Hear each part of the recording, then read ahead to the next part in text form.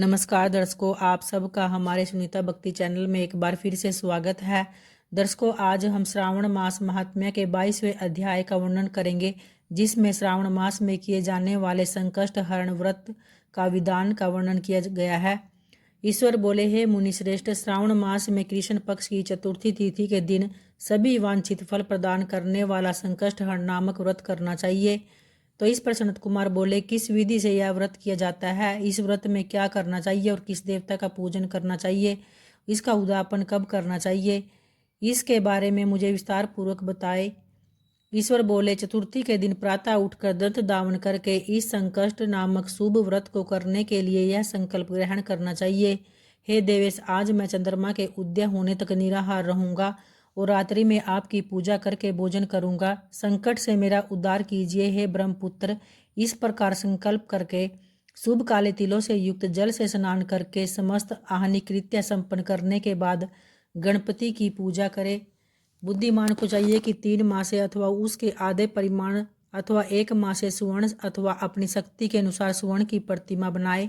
स्वर्ण के अभाव में चांदी अथवा तांबे की ही प्रतिमा सुखपूर्वक बनाए। यदि निर्धन हो तो वह मिट्टी की शुभ प्रतिमा भी बना सकता है, किंतु इसमें वित्त साठ्य न करे, क्योंकि ऐसा करने पर कार्य नष्ट हो जाता है। तांत्रिक मंत्रों द्वारा 16 उपचारों से देवता की पूजा करे। हे विप्र, तिल युक्त 10 उत्तम मोदक बनाए, उसमें से 5 मोदक देवता को अर्पित करे और 5 मोदक ब्राह्मण को प्रदान करे। भक्ति भाव से उस विप्र की देवता की भांति पूजा करे और यथाशक्ति दक्षिणा देकर यह प्रार्थना करे कि हे विप्रवरी, आपको नमस्कार है। हे देव, मैं आपको फल तथा दक्षिणा से युक्त 5 मोदक प्रदान करता हूँ। हे द्विज श्रेष्ठी, मेरी विपत्ति को दूर करने के लिए इसे ग्रहण कीजिए। हे गणेश्वर, मेरे द्वारा जो भी न्यून अधिक अथवा द्रव्यहीन कृत्य किया गया है वह सब पूर्णता को प्राप्त हो। इसके बाद स्वादिष्ट अन्न से ब्राह्मणों को प्रसन्नता पूर्वक भोजन कराए। हे क्षीरसागर, हे सुधारूप, हे निशाकर, हे गणेश की प्रीति को बढ़ाने वाले मेरे द्वारा दिए गए अर्घ्य को ग्रहण कीजिए। इस विधान के करने पर गणेश्वर प्रसन्न होते हैं और मनोवांछित फल की प्राप्ति होती है, अतः इस व्रत को अवश्य करना चाहिए।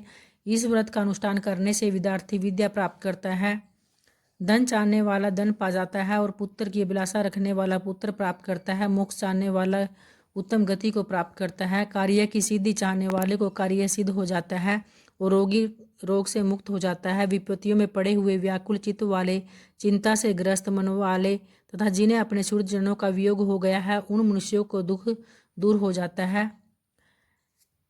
ओम नमो हिरंबाय मद मोतिताय संकटस्य निवारणाय स्वाहा को बोलना चाहिए। बुद्धिमान व्यक्ति को चाहिए कि इंद्र आदि लोकपालों की सभी दिशाओं में पूजा करे। अब मैं मोदकों की दूसरी विधि आपको बताता हूँ। पके हुए मूंग तथा तिलों से युक्त घी में पकाए गए तथा घीरी के छोटे छोटे टुकड़ों से मिश्रित मोदक गणेश जी को अर्पित करें। उसके बाद दूर्वा के अंकुर लेकर इन नाम पदों से पृथक पृथक गणेश जी की पूजा करें।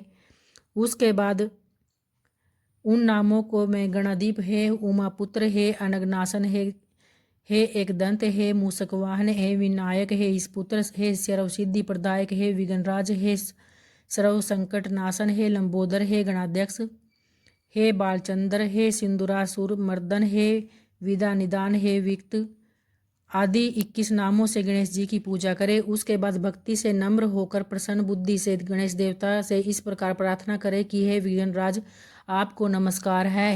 हे उमापुत्र अग्नासन, जिस उद्देश्य से मैंने यथाशक्ति आज आपका पूजन किया है, उससे प्रसन्न होकर शीघ्र ही मेरे हृदय स्थित मनोरथों को पूर्ण कीजिए। हे प्रभु, मेरे समक्ष उपस्थित विविध प्रकार के समस्त विघ्नों का नाश कीजिए। इसके बाद 108 आहुति देकर होम करें। उसके बाद व्रत की संपूर्णता के लिए मोदकों का वायन प्रदान करें। क्षीर सागर से उत्पन्न तथा अग्निगोत्र में उत्पन्न हे चंद्र रोहिणी सहित आप मेरे द्वारा प्रदत्त अर्घ को स्वीकार कीजिए। उसके बाद अपने अपराध के लिए देवता से क्षमा प्रार्थना करें और अपने सामर्थ्य के अनुसार ब्राह्मणों को भोजन कराए तथा ब्राह्मणों को जो अर्पित किया हो उसके अवशिष्ट भोजन को स्वयं ग्रहण करें। उद्यापन के लिए बुद्धिमान को अपने सामर्थ्य के अनुसार स्वर्णमयी गणेश प्रतिमा बनानी चाहिए। उसके बाद उस भक्ति संपन्न मनुष्य को पूर्वोक्त विधान से चंदन, सुगंधित द्रव्य तथा अनेक प्रकार के सुंदर पुष्पों से पूजा करे और एकाग्रचित होकर नारिकेल फल से अर्घ प्रदान करे। इस प्रकार उद्यापन करने से अश्वमेध यज्ञ का फल प्राप्त होता है और मनोवांछित सभी कार्य सिद्ध हो जाते हैं। हे सतम, पूर्व कल्प में स्कंद कुमार के चले जाने पर पार्वती ने मेरी आज्ञा से 4 महीने तक इस व्रत को किया था। तब 5वें महीने में पार्वती ने कार्तिका को प्राप्त किया था। समुद्रपान के समय अगस्त्य जी ने इस व्रत को किया था और 3 माह में विघ्नेश्वर की कृपा से उन्होंने सिद्धि प्राप्त कर ली थी। हे विपंत राजा नल के लिए दमयंती ने 6 महीने तक इस व्रत को किया था। तब नल को खोजती हुई दमयंती को वे मिल गए थे। जब चित्रलेखा अनिरुद्ध को बाणासुर के नगर में ले गई थी तब वह कहाँ गए और उसे कौन ले गया, यह सोचकर प्रद्युम्न व्याकुल हो गए। उस समय प्रद्युम्न को पुत्र शोक से पीड़ित देखकर रुक्मणी ने प्रेम पूर्वक उससे कहा, हे पुत्र, मैंने जो व्रत अपने घर में किया था उसे मैं बताती हूँ, इसे ध्यान पूर्वक सुनो। बहुत समय पहले जब राक्षस तुम्हें उठा ले गया था तब तुम्हारे वियोग जन्य दुख के कारण मेरा हृदय विदीर्ण हो गया था। मैं सोचती थी कि मैं अपने पुत्र का अति सुंदर मुख कब देखूंगी। उस समय अन्य स्त्रियों के पुत्रों को देखकर मेरा हृदय विदीर्ण हो जाता था तथा कहीं अवस्था साम्य से यह मेरा पुत्र ही तो नहीं, इसी चिंता में व्याकुल हुए मेरे अनेक वर्ष व्यतीत हो गए। तब दैवयोग से लोमस मुनि मेरे घर आ गए। उन्होंने सभी चिंताओं को दूर करने वाला संकट चतुर्थी का व्रत मुझे विधि पूर्वक बताया और मैंने 4 महीने तक इसे किया। उसी के प्रभाव से तुम संबरासुर को युद्ध में मार कर आ गए थे। अतः हे पुत्र, इस व्रत की विधि जानकर तुम भी इसे करो, उसे तुम्हें अपने पुत्र का पता चल जाएगा। हे विप्र, प्रद्युम्न ने यह व्रत करके गणेश जी को प्रसन्न किया। तब नारद जी ने उन्होंने उसे सुना। अनिरुद्ध बाणासुर के नगर में है। इसके बाद बाणासुर के नगर में जाकर उसे अत्यंत भीषण युद्ध करके और संग्राम में शिव सहित बाणासुर को जीत कर पुत्र वधु सहित अनिरुद्ध को प्रद्युम्न घर लाए थे। हे मुने, इसी प्रकार अन्य देवताओं तथा असुरों ने भी विघ्नेश की प्रसन्नता के लिए यह व्रत किया। हे सनत कुमार, इस व्रत के समान सभी सिद्धियां देने वाला इस लोक में कोई भी व्रत, तप, दान तथा तीर्थ नहीं है। बहुत कहने से क्या लाभ, इसके तुल्य कार्य सिद्धि करने वाला दूसरा कुछ भी नहीं है। हे विपर्से, हे धर्मिष्ठ, हे विधिनंदन, तुम मेरे प्रिय हो तथा लोकोपकारक हो करने वाले हो, अतः मैंने तुम्हारे लिए इस व्रत को उपदेश किया है।